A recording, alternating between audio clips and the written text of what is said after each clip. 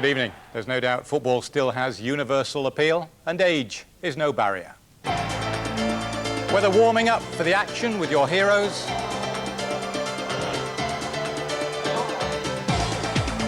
or at 30-something, still wanting to be in the heat of the battle. Queen's Park Rangers Leeds United, and that means another matinee for the Sunshine Boys. When Blackburn Rovers won promotion from the old second division, it was the prospect of entertaining the likes of Manchester United that really excited their fans.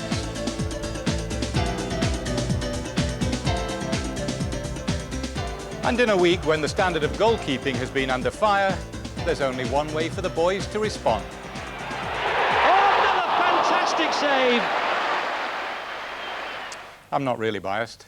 Alan and Gary might claim I am.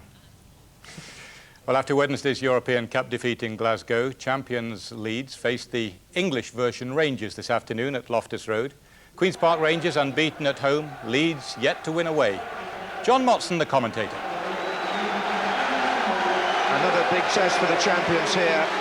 Queen's Park Rangers have lost only 6 out of 31 league games in 1992. Part of that sequence, a 4-1 win over Leeds on this ground last March. And 2 of the men who scored that night are recalled to the Rangers lineup today. Number 9, Les Ferdinand, who's missed 3 games with an ankle injury, and number 10, Bradley Allen, who scored as substitute at Norwich last week, are the new strike force in place of Dennis Bailey and Gary Penrice, who's injured. At number 11, Andy Sinton passed a late fitness test. Howard Wilkinson thought long and hard about making changes after Wednesday. In the end, he made just 1. Rod Wallace, who missed 9 games with a hamstring injury, but came on as a sub at Ibrox, starts the match in place of Eric Cantona, who is rested. So somebody else will have to provide the oohs and the ahs today. Referee is Howard King of Merthyr Tydfil. Rangers kick off. Here's Andy Sinton, number 11. And no better ground, as Ray Wilkins says on a big occasion, to appreciate football than Rangers Stadium. It's so compact, all the crowd close to the pitch, seating on all 4 sides. Rangers were well ahead of the game in that respect when this ground was developed. In its little corner of West London, Jan Stejskal, who's become very popular here, the goalkeeper from Czechoslovakia. First one for Ferdinand to chase today, and John Lukic, who will inevitably be under the microscope this afternoon, comes charging out to deal with it.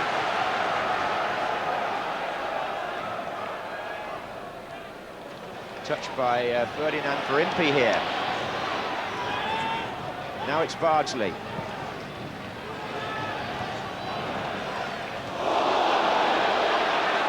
Play on, says Howard King. This is MacDonald. Sinton. In fact, 2 Rangers players have stopped because the player on the ground may have got a head injury. Ray Wilkins was very anxious there. The referee wanted to play an advantage, which I can understand, but Holloway was clearly knocked out in that collision. As the ball comes in, the header out initially is by Chris Fairclough, and then Holloway challenged, I think, there by McAllister, was it? Anyway, the foot was high, and it left him concussed. And Holloway being led off the pitch by Brian Morris. Jerry Francis comes on to see how bad it is, but he took a nasty crack on the head there, as you can see. The ball given back to Leeds because that's where it was, and Lukic made a good save in that last attack.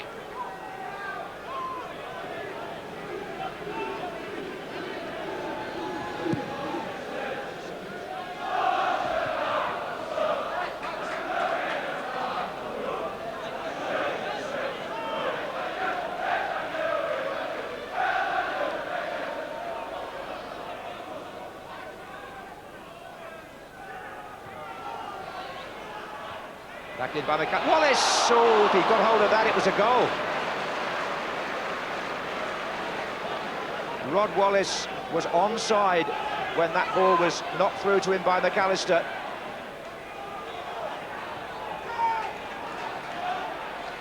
McDonald.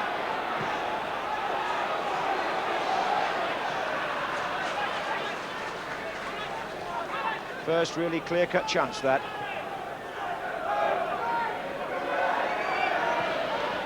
Holloway back on the pitch for QPR. The referee waved him on while play was in progress.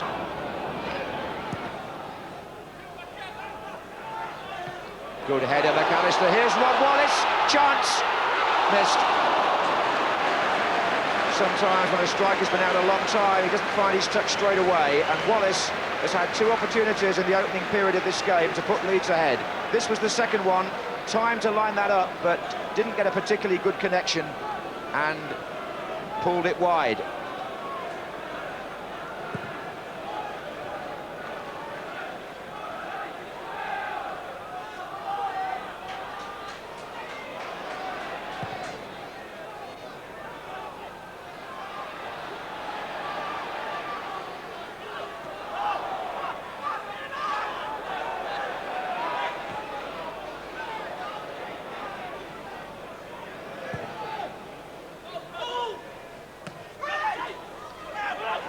Well played by Clive Wilson. Now it's opening up a bit here for Rangers. He's got support here from Allen. There's Holloway. It's loose, but it's Strachan. Just look where he was. And he found McAllister to turn desperate defence into possible attack.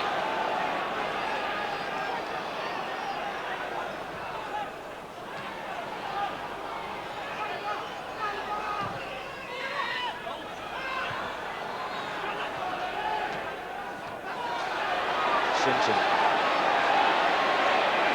Again, 5 forwards up for QPR.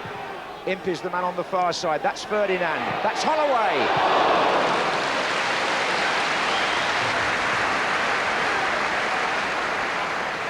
This is, again, the Sinton supply line, well known down here in West London. Knocked off beautifully by Ferdinand, whose game has come on so much. Holloway's shot fizzing away from the right-hand post.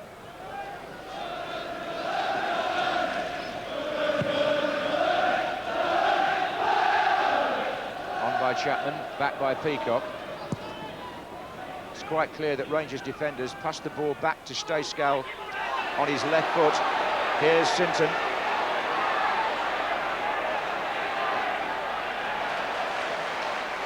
Good little contest this between Fairclough and Sinton.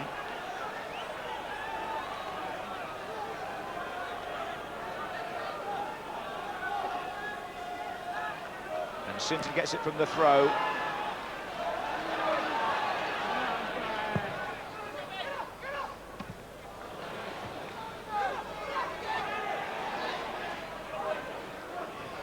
Holloway, well played. Oh, he's going all the way. Ferdinand to his right now. Chance. Oh, and it stayed out, for which Lukic must take some of the credit, surely. Holloway was superb there. Stroked the ball across so unselfishly, knowing where Ferdinand was. But look at the goalkeeper's position. He saved with his feet and gets the bit of luck he deserves off the rebound.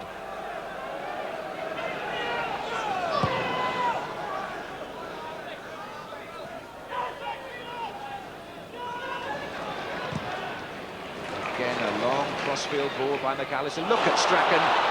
Chapman near post. Speed! What a good save. Gary Speed thought that was in, and I have to say I did too from here. But was there an offside on the 6-yard line? That's the question. Yes, there was. It might have been Lee Chapman standing there.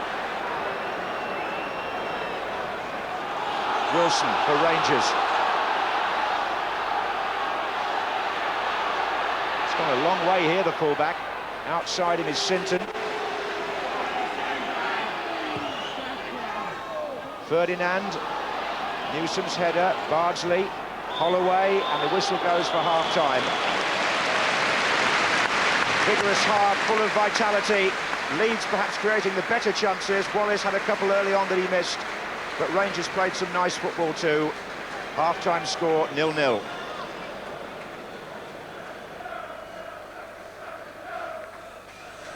Floodlights on at the start of the second half. A reminder perhaps to remember to put your clocks back tonight And perhaps to remind yourself as well that you aren't watching Match of the Day quite as late as you might think you are. And up in the stand, working for radio today, two of the all-time greats either side of that striking lady. George Best on the left, and on the right, Rodney Marsh, a folk hero down here at Shepherd's Bush. And the assistant to the England manager is also here today. It was a visit from Leeds that actually set the ground record here at Rangers Stadium. Back in 1974, a crowd of 35,000 saw these teams meet. But with seating and safety the order of the day, the capacity now here is under 23. This is Batty for Leeds to Newsom. Well, that was Peacock claiming that Chapman was backing into him, and Chapman perhaps suggesting that it was the other way round.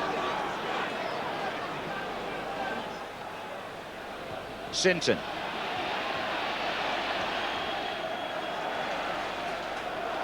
And Wallace being urged forward from the Leeds bench. Here's speed. Batty. Oh, Wallace.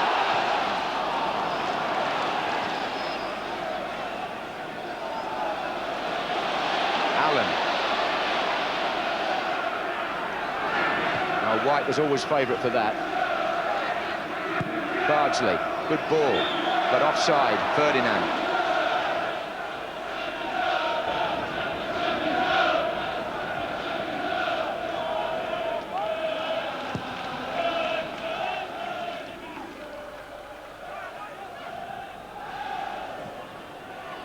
Ferdinand. Wilson. Sinton.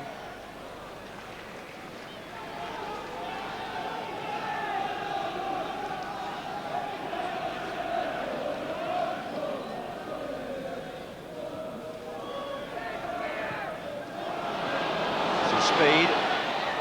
Oh, he's away. Chapman going down the centre, Strachan further over. Wallace in support also. Here's Wallace. Oh, it wasn't a very good ball from Speed.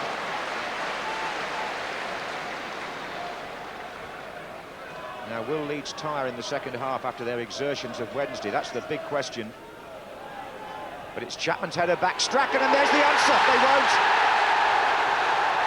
And Gordon Strachan, who has got through this demanding week probably better than anybody, scores the opening goal here today. The throw-in taken by Batty, the flick-on by Lee Chapman, the volley by Strachan, and it beats Stayskal down in the corner. And Leeds are in front. Chapman's presence important. He beat Peacock, and Strachan, falling as he hit it, scores for Leeds and proves again what an enduring figure he is, and what an important one as well in this side.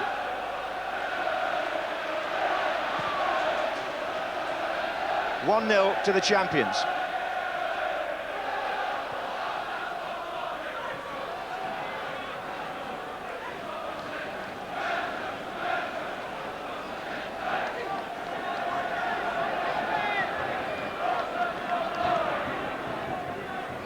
Yes, good tackle. On your foot, Now a real test for QPR. Beaten last week at Norwich. It would be a severe dent to their prospects if they were to lose 2 in a row.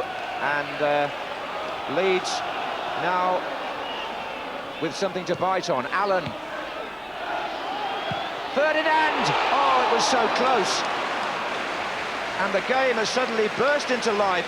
It was always a good match bubbling below the surface, but it's now come to the boil. First Leeds score, and then Rangers nearly reply. Ferdinand's volley, inches away. Another day, and it might have gone inside the post.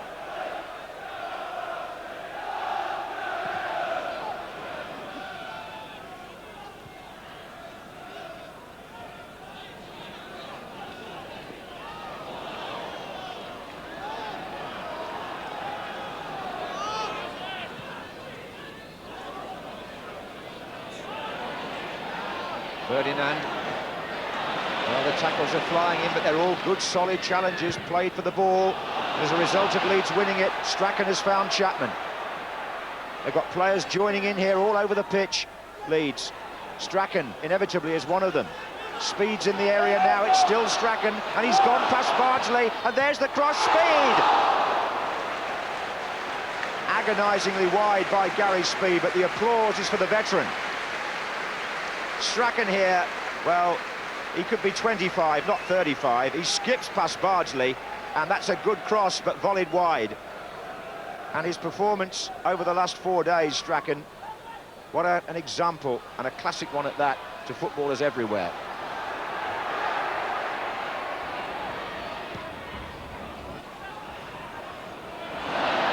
Well, even Strachan can't reach those. Bardsley. Sinton now. And he takes on Fairclough. Sinton against Newsom. And Rangers have a corner, and their fans really behind them now. They know they need them.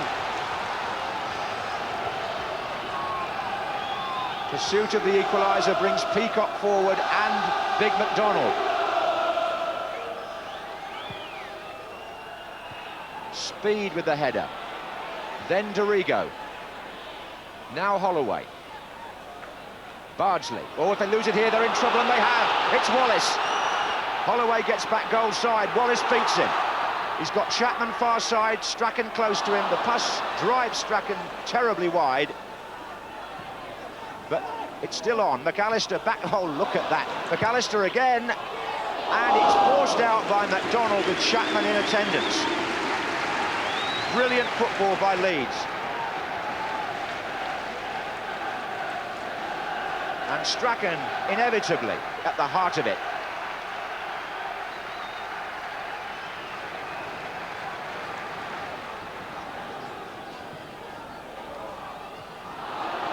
Wilson half away.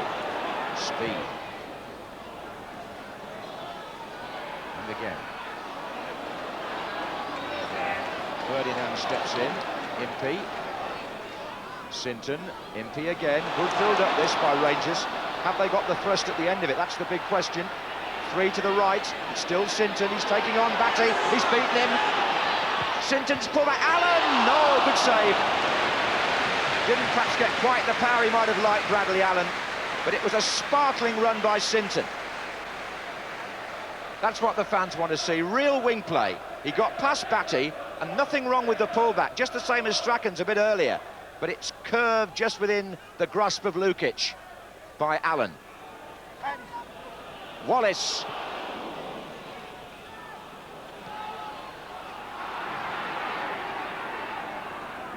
Sinton just trotting back on the far side. He had a bit of a tension there, I think.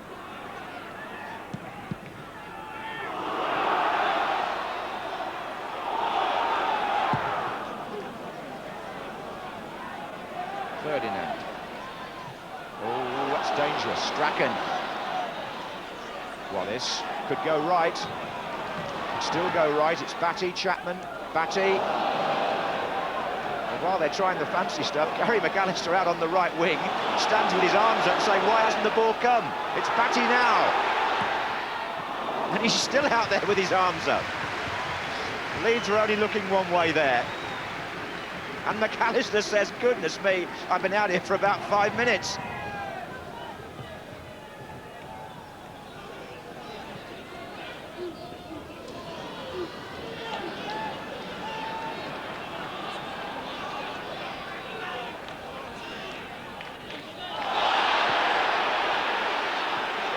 Referee played an advantage there, and rightly so. Here's Wilson for... Fullbacks combine to produce the equaliser. And all smiles for David Bardsley. The other fullback, Clive Wilson, slings in the cross, and Bardsley gets in between 2 defenders who are standing still. Rangers are level, and that's real simplicity. The high cross to the far post, and the other fullback has the presence of mind to be in the right place, and David Bardsley, being watched today by Laurie McMenemy as a potential England right back, scores the goal that gives Queen's Park Rangers their foothold back in this match.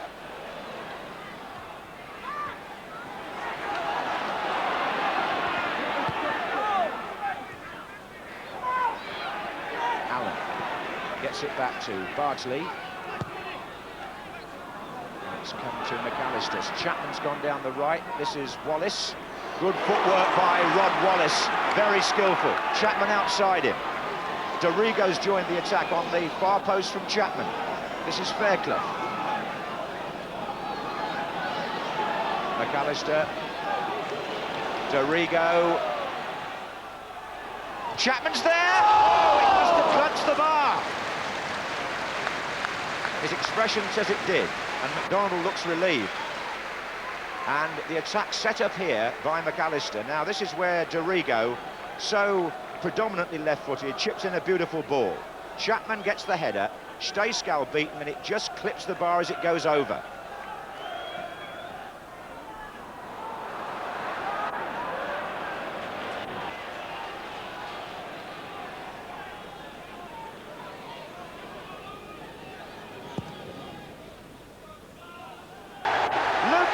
Bewildered and stranded, and the speed of Ferdinand. The finish looked like a practice match. He's gone wide of White, he's left Newsom stranded, he's got the rebound off the goalkeeper, and that's what you call walking the ball in the net. Leeds, having been a goal up, are 2-1 down, and Howard Wilkinson has to play the final card. David Rocastle on, Gary McAllister off. Only about 6 minutes to go.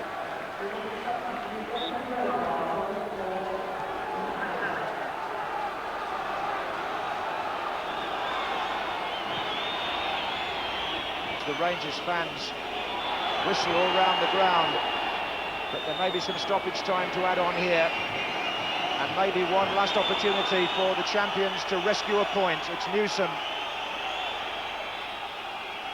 Chapman.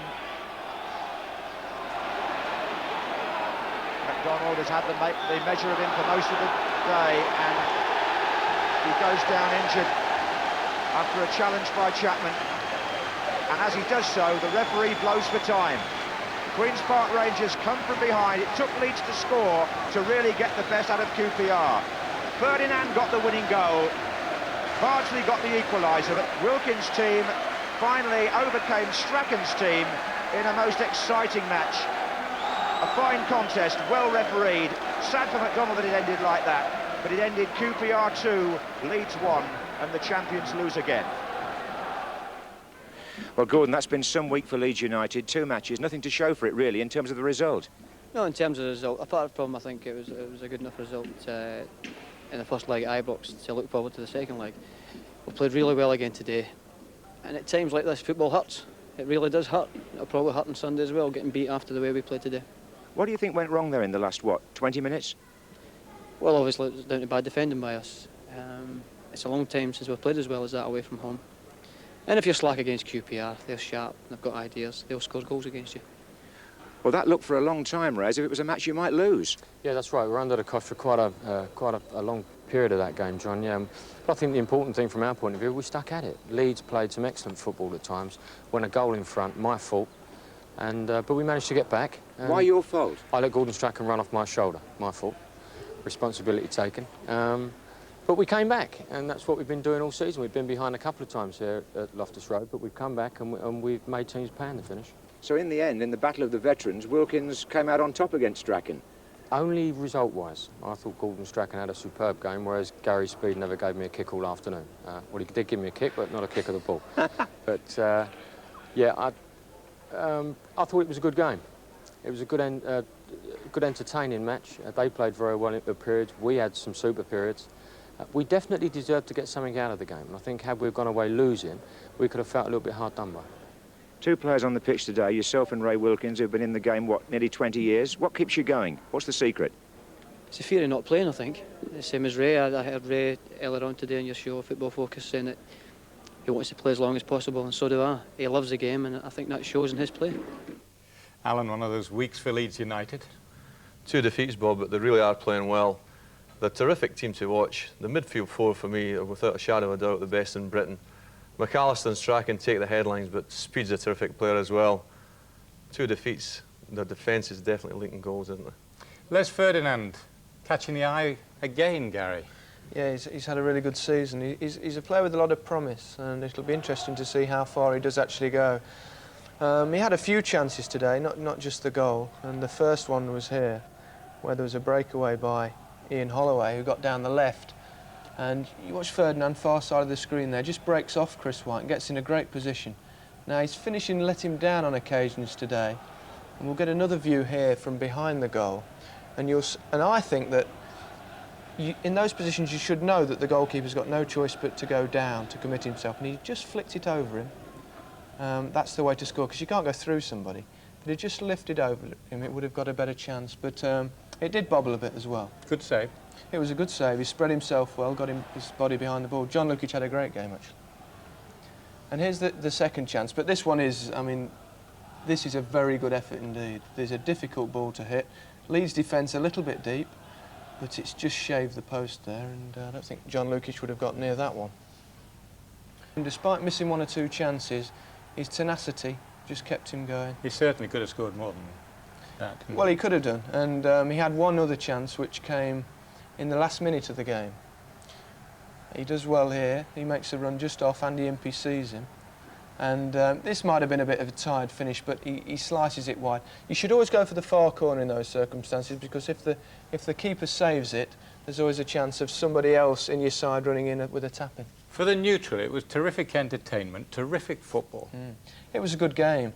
I mean, there's one or two terrific moves in the match, and one in particular, where Gary Speed, who starts it and finishes it, you'll see him here, he'll actually head the ball, and Gary McAllister, this is one of the best passes of the season, a volley right out to Gordon Strachan, whose first touch is excellent, great control, sees Gary Speed, great strike and a wonderful save. So you've got everything there, you've got great football, good finish, but a marvellous save by Stayskal as well. Ray Wilkins and Gordon Strachan were almost as entertaining in that interview there as they were on the field, but Strachan continues to amaze me. Strachan was inspirational today. We'll have to start eating some bananas, Bob.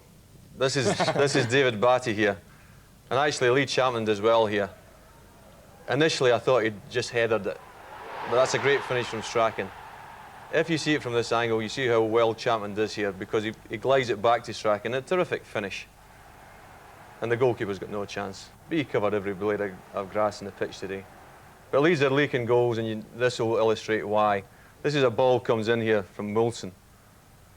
Now when we freeze it, if you watch closely, you've Gary Speed at the front of the circle, and the four Leeds defenders, the whole of the back four are holding hands there. And it leaves the giants at the back post, Strachan and Batty. Barnsley comes in and headers it. Gordon will blame himself there, because he should have gone with Barnsley. But Leeds have got problems because they haven't got a right back, have they? Mel Stillin's injured. It makes you wonder about Wilkinson's buys in the summer. The strength of the midfield is Leeds' great strength. He bought two quality players, Rocastle and Sellers, but really I think he should have bought a defender. Interesting thoughts. Right, coming up shortly, Blackburn Rovers versus Manchester United, but first, contrasting fortunes for two other teams very much in contention in the championship race.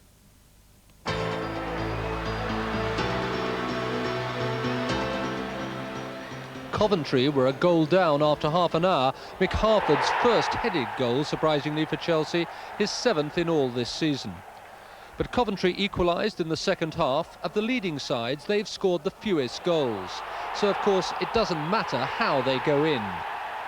The celebrations couldn't be described as under-enthusiastic, but they were premature. 20 minutes from the end, David Lee's free kick and Harford's touch on, a nightmare for Coventry's Peter Atherton. Graham Stewart's finish couldn't have been better. Coventry's third home defeat, for Chelsea a job well done.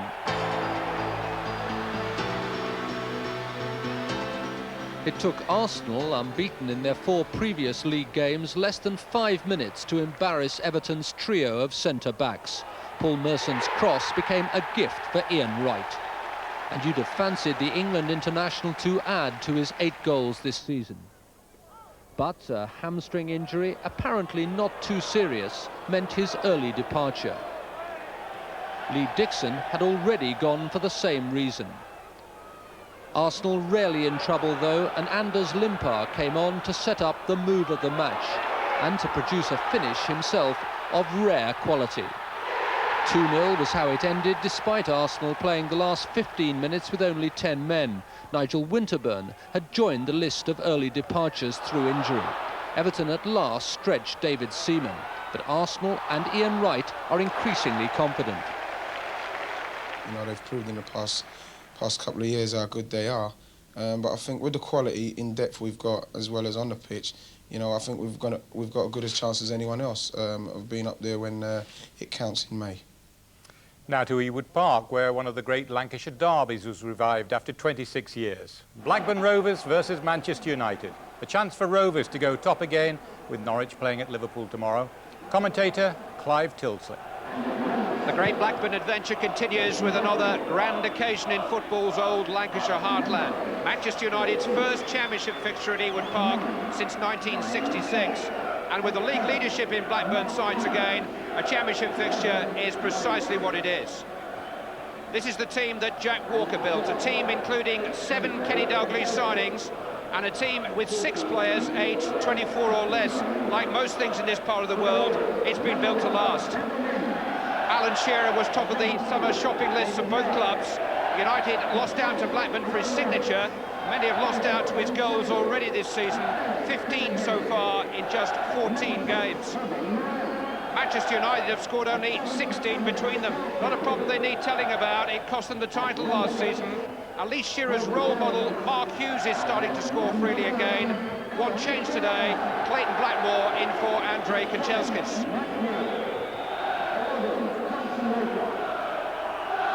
Referee Mike Reid begins proceedings. Blackburn Rovers began the season as the Premier League's novelty act. Nobody knew quite what to expect from them. Everybody was curious to find out. Well, now everybody knows. A draw this afternoon will be enough to take them back to the top of the table. Whether a draw will be enough for Kenny Dalglish is another matter. His team have started well. Corner kick. It's in towards Moran, but Ince just reached it. Hendry under pressure from Bruce and hooked away by Mark Hughes deep in defence. Blackburn were a 33-1 flutter before the season started. They're now disputing second favouritism with United in most of the bookmakers' lists. The odds fixers can't find too much to choose between Arsenal and these two. But they're not in the business of being too far wrong, so we could well be watching the first Premier League champions in action this afternoon.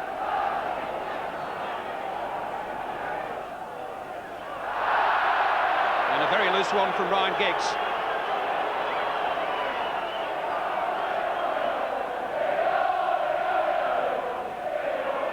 Headed by Wilcox. Free kick for Manchester United. Bruce and Pallister are on a return ticket from the back. Left-footed Darren Ferguson will take it. Turned away by Newell. This is Wilcox. Taken out by Ferguson. Pallister is still forward. And he was backing into Colin Hendry. And this time the free kick goes against him and for Blackburn. Looks ever so well at the moment, Kenny Dalglish. He's for the Lancashire air. Although he grabbed a couple of days of Spanish air a week or so ago, which helps at this time of the year. But the worry lines seem to have disappeared. This is Wilcox. Wilcox's foot was very, very high then. That's what's been penalised.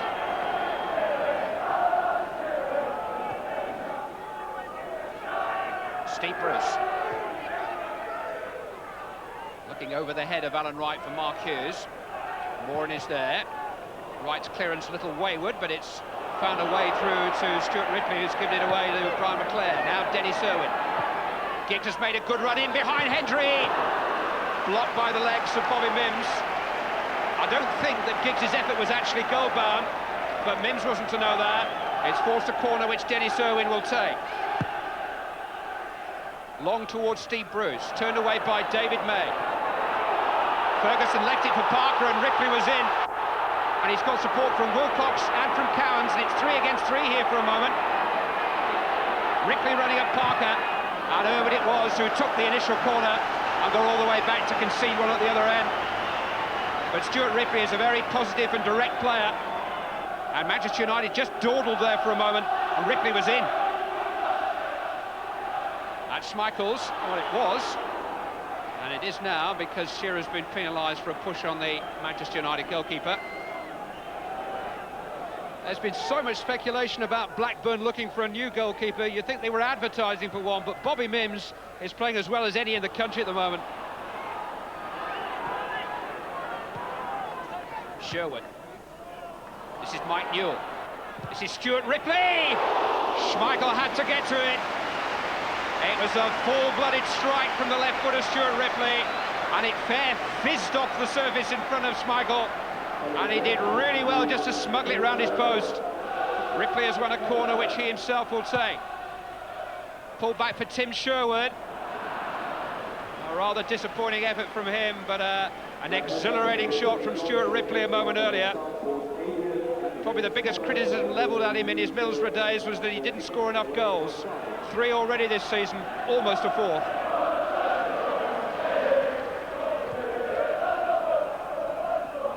Hughes. Robbed by Cowans, but far from behind by Moran.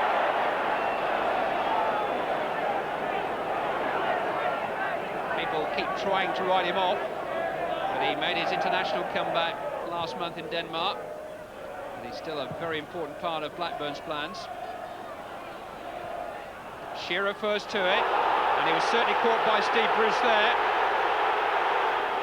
Starting to tread a fine line now, the Manchester United skipper, and he's got Mike Newell to deal with here. Sherwood trying to get forward in support. Newell might not need it! Just clipped the crossbar. He was desperately short of support, he had to go it alone. And Mike Newell, a whisker away from opening the scoring. Had Bruce backpedaling and just made space for the curling shot. Newell, who'd scored maybe the most important goal in recent Blackburn history, the penalty at Wembley which brought them into the Premier League. Leclerc having to check, find Blackmore, Giggs, Ince. Leclerc's now made a break down the centre. Space though for Dennis Irwin here. And in towards Ryan Giggs! Oh, they worked that so well. And Giggs knows what a good opportunity it was to round off a splendid move.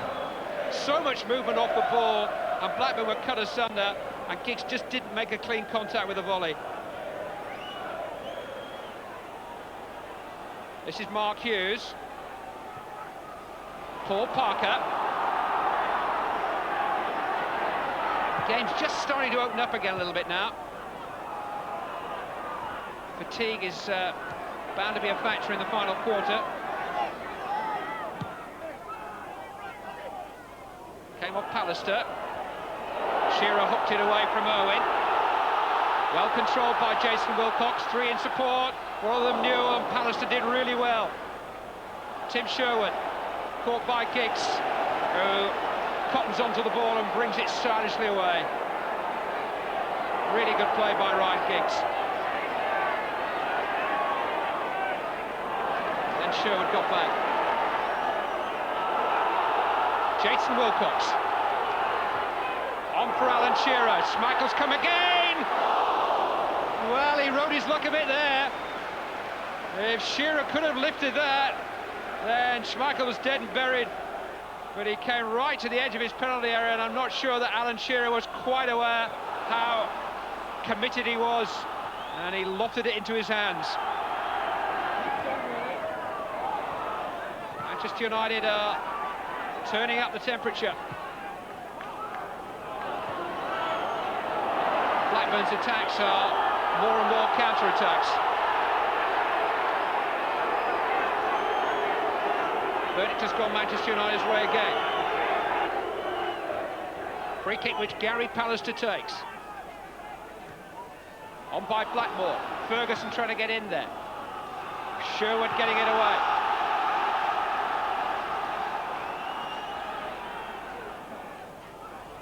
It's Blackmore on the volley! That was a hair's breadth away from being a spectacular opener from Clayton Blackmore. There was some doubt as to just where it was going to fall, and it was the wrong side of the post for him. Steve Bruce. Clayton Blackmore looking to play Kanchelskis in behind Alan Wright. Cleared by Mims.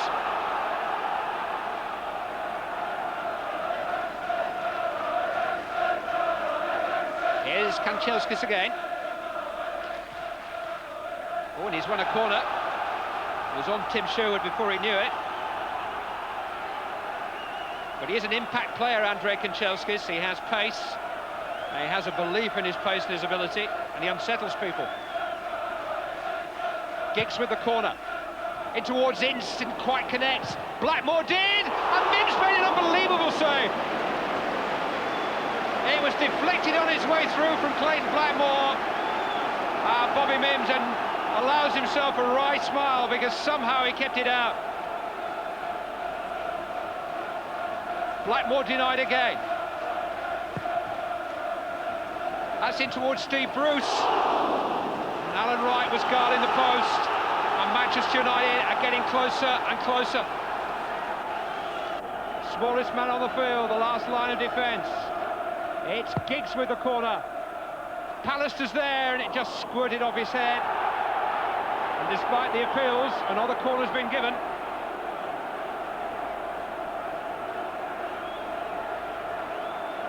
And Manchester United have Blackburn Rovers on the ropes here. 11 minutes remaining. Blackmore's corner. Hendry's header. Kanchelskis trying to get there. It's come for Steve Bruce. Good turn. Andrei Kanchelskis. Blackburn forcing him back. Giggs. Difficult cross. Mims did well under pressure from Ince. Hughes is underneath it. It'll come for McClare. Kept out again by Mims. Steve Bruce made space for the shot. Charged down by Tim Sherwood. Terrific action. Terrific defending. Giggs again.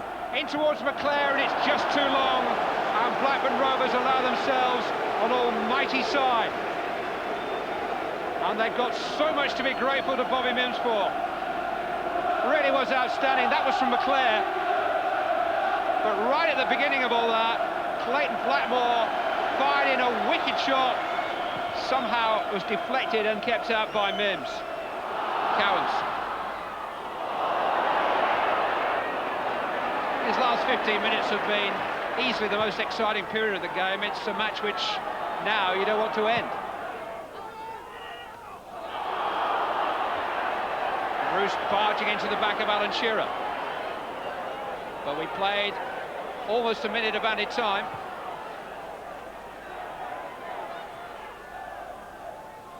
Roy Wegerle. David May, the fullback's gone on, and on into space. Squeezed past Pallister, but no further. Schmeichel will see to that.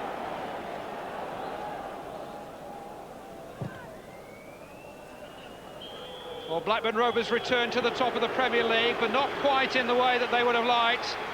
Manchester United have at least put the brakes on, and in the closing stage of the game might have done more than that. This is their 8th draw in their last 9 games, United.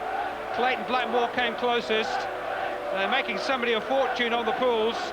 They're certainly the team to put your cross by at the moment. But picking a Premier League champion is just about as difficult as winning the pools. These, though, are 2 live contenders. Blackburn Rovers 0, Manchester United 0. Now, how many sides would you think at this moment in time are viable championship contenders? I don't know. I'm not particularly bothered. About 21 other clubs. There's only one club that's interested in me, and it's this one. And we've done very well so far this season. And the lads have got the right desire. They never played as well today as what they're capable of playing. But they've got a result with one of the favourites to win the league title. What's been talked about the incomings? There seems to be a tremendous spirit within the club at the moment. I know every club says that, but it seems to be something special. Is that true in your experience? I think the lads have got on tremendously well here. There has been a lot of talk about finance. There's been more talk about Alan Shearer's financial position than anyone else. The Manchester United fans goaded him today about coming here for finance. But I can assure you, Alan Shearer would have come here before he'd gone to Manchester United if Manchester United had been in for him and if Manchester United had offered him the same terms.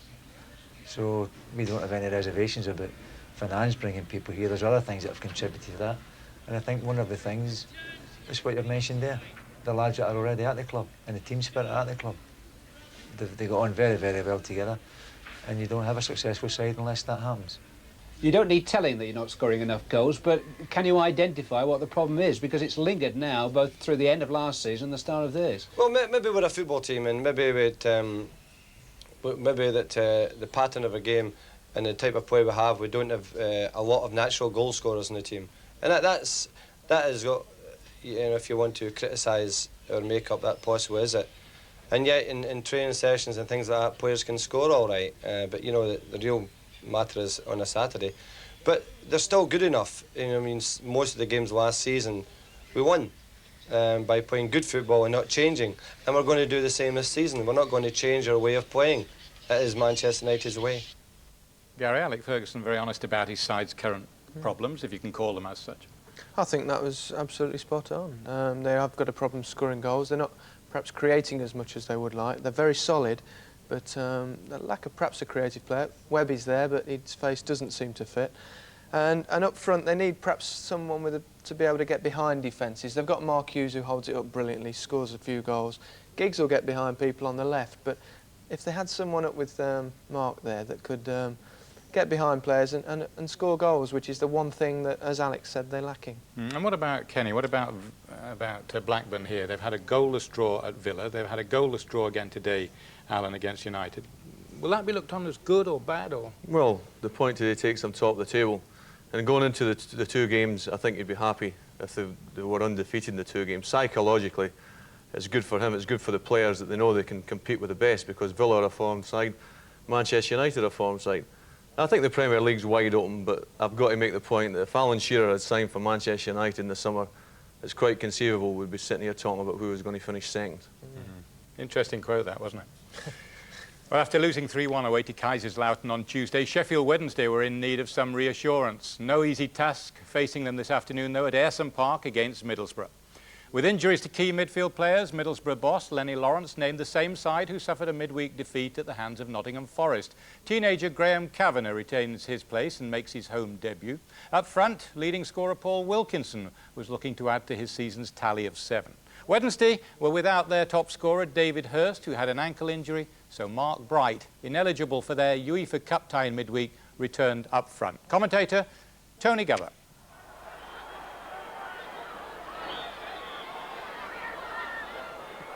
Corner by Phillips, hit long, looking for Wilkinson, who got a touch in it. Kernaghan hit the foot of the post. Kernaghan again. The captain looked at the sky in dismay. Bart Williams.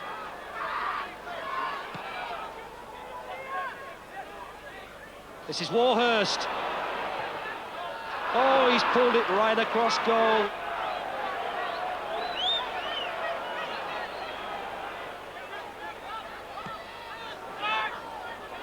Kernaghan didn't get a full touch. Here's Mark Bright, and the keeper slipped.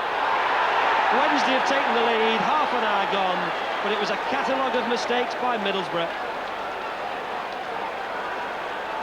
Middlesbrough must be really disheartened. They've enjoyed so much football in this first half an hour. The ball looked as though the captain, well, Alan Kernaghan, should have had it really.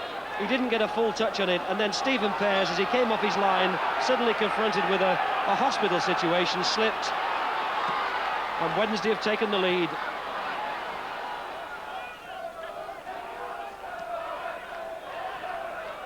Kavanagh. Good ball to pick out Tommy Wright. Terrific ball from inside his own half. And he's twisted and turned around Harks.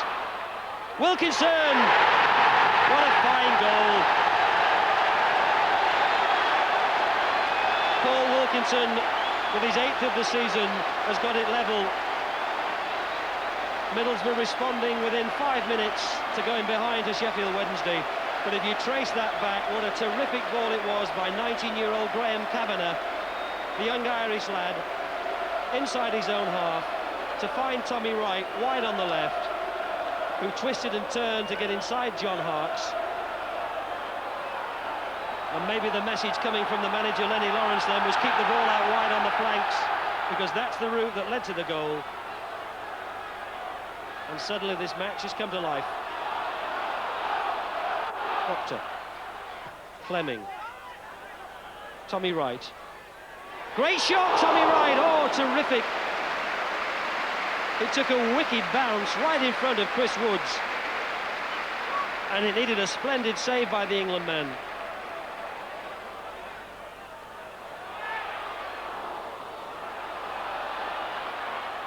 Bart Williams won the chase for the ball. Puts it out of play. Slaven.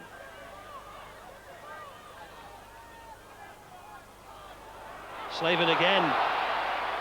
Pearson concedes a corner, and Middlesbrough have certainly recovered from the shock of that goal they conceded to Sheffield Wednesday. They've come back to make it level, but for that first-class save from Chris Woods there, for the shot from Tommy Wright, they might have been level as we go in at half-time. Oh, another fantastic save, that time from Kavanagh. Can you see a better save than that? The youngster from Ireland, well, he hit it so true, it was going in at the bottom corner, and that was miraculous by Chris Woods. So twice he saved them. He got a finger on that one, but the whistle goes for half-time, and much, I'm sure, to the relief of Sheffield Wednesday. But the applause ringing out around this ground must surely be partly for Chris Woods. The second of the two saves that he made there in the space of a minute was almost unbelievable. Fleming, Morris, and Middlesbrough have switched defence into attack very tidily. Tommy Wright. Fleming again. Slaven! It wasn't quite the full forehead from Bernie Slaven. If it had been, Middlesbrough would surely have taken the lead. Fleming. And he got it back, and he's got it out to Wilkinson, who's going to run into the area. The long cross, this is Tommy Wright. People have arrived. Proctor's header! And you feel that it's going to be something really special to beat Chris Woods. Here's Mark Bright. He's got Waddle down the right. Facing Phillips. Still Waddle on his left foot. Oh, he went down under challenge from Gittins, but the referee had a good view of it and waved away any thoughts of a penalty. 1-1 the final score. Hint of a penalty? Never, Bob, never. No, not at all. You think he was? He's the last person that you'd want running at you. Yeah. What Phillips does wrong here is he should commit himself before Waddle gets into the box. But as I say, you wouldn't want him running at you in the box. He gets past Phillips, he goes past Gittins, and that really has never been a challenge. And initially I thought the referee must be in a bad position, but you can see clearly where he is. And I think it'll be the oppositions next week, the referee. It's a bad decision, it was definitely a penalty. Your old pal Chris Woods, great form. He is in great form. He had a great game in midweek in Europe, and you see again today. He makes 2 or 3 great saves. This was the pick of them. I mean, he's hit this so well, and it's gone through a crowd of players, and he's got a strong left hand on that. Old Baywatch had a good game. We call him that because he looks like a lifeguard. Is that right? That's right. Right, it's certainly a great save. Some great saves there from Chris Woods. Well, now the key action from the other 4 Premier League games played this afternoon.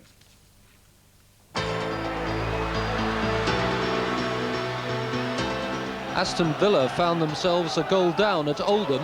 Richard Jobson's header redirected by Ian Olney, playing against the club that let him go. The big surprise at Boundary Park was that the game produced only 1 more goal, Villa's equaliser via Dalian Atkinson's head. Villa are now unbeaten in 9 games. The drama at Portman Road began with Eric Young's tackle on Chris Kiwomya. Referee Ashby had seen something wrong. It remained a mystery to most. And anyway, Nigel Martin denied Steve Whitten, who had a 100% penalty record last season.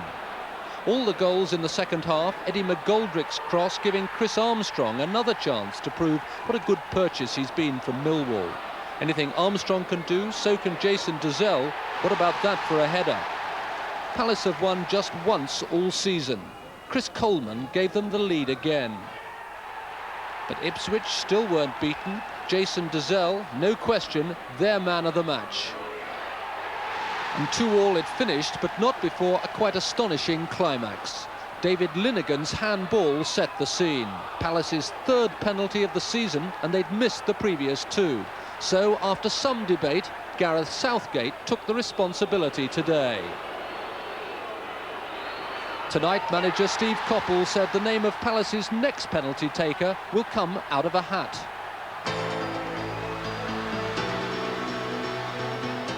At Main Road, both managers felt the conditions justified a postponement. A single goal always seemed likely to be decisive. City have found scoring an elusive art this season, but Niall Quinn and finally Mike Sherrin combined to win the match. Sherrin's first goal of the season, City's first league win since early September. And their victory margin would have been much more impressive but for the form of Tim Flowers in the Southampton goal, most notably here in injury time. It was too late for Southampton though.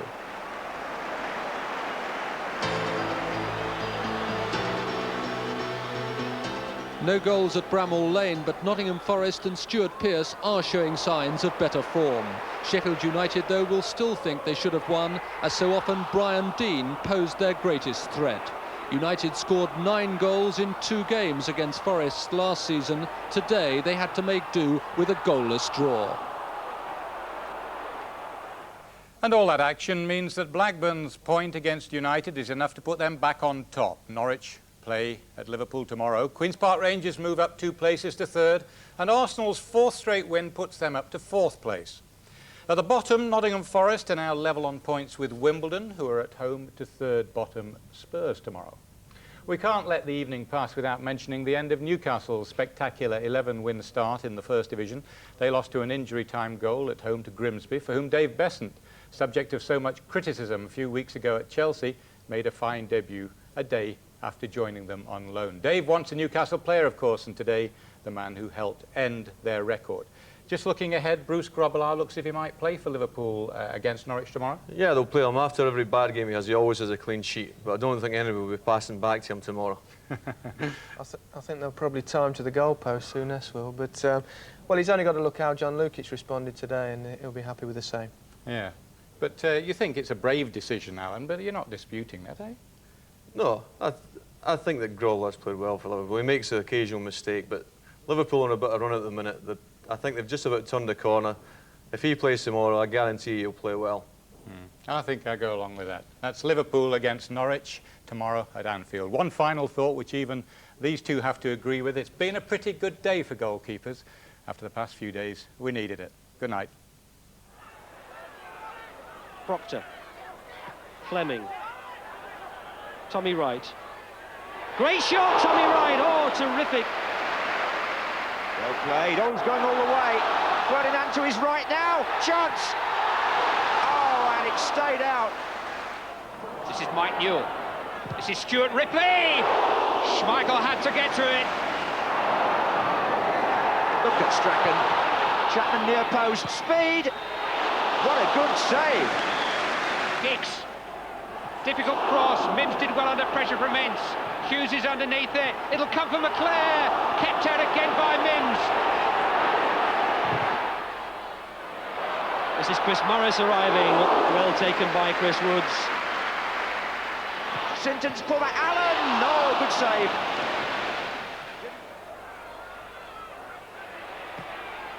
Oh, another fantastic save.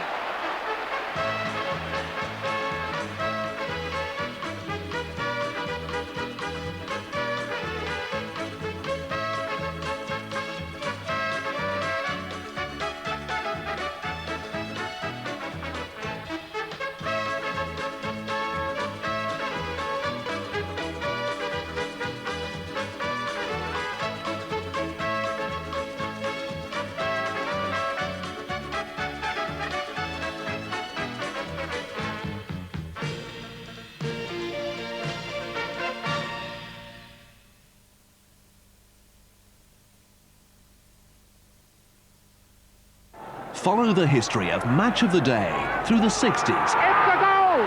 the 70s, Graham going in. and the 80s. Kenny Douglas! In a new BBC Video box set. All the best moments from 3 decades of BBC Television's football coverage, captured forever in a unique double cassette collection. And you can follow the exploits of your favourite clubs in a library of club videos. All from Match of the Day on BBC Video. Sunday evening on BBC One.